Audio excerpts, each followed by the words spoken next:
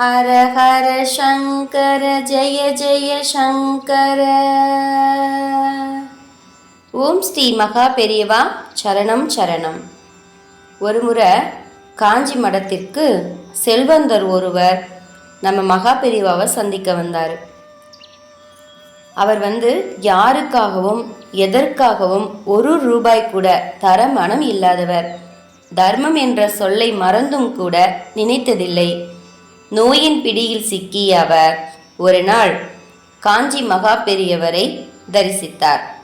சுவாமி, இரத்த அழுத்தம், சர்க்கரை வியாதி, புற்றுநோய் என வியாதிகளால் ரொம்ப அவஸ்தைப்படுகிறேன். நோயிலிருந்து விடுபட நீங்கள்தான் வழிகாட்ட வேண்டும் என்று சொல்லி வருந்தினார். உற்று நோக்கிய சுவாமிகள், பரிகாரம் இருக்கு, ஆனால் உன்னால் செய்ய முடியுமா என்பதுதான் தெரியவில்லை.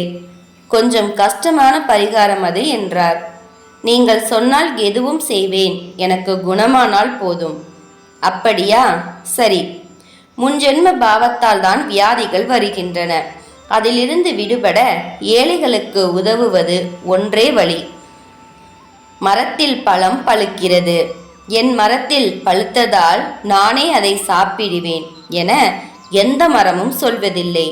தன்னிடம் இருக்கும் தண்ணீரை கிணறு தானே குடிப்பதில்லை.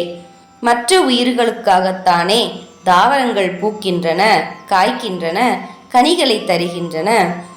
தன் கன்றுக்குட்டி குடித்தது போக மீதி பாலை மற்றவர்களுக்கு கொடுத்து உதவுகிறதே பசு.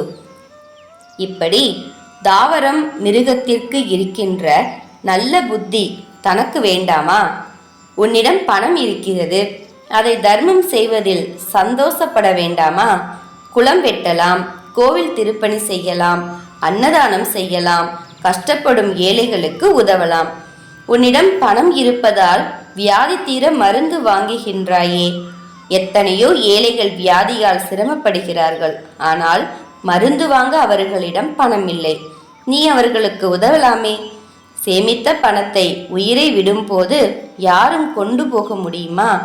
மற்றவர்களுக்கு உதவினால் அந்த பணம் சரியான வழியில் செலவானதாக அர்த்தம்.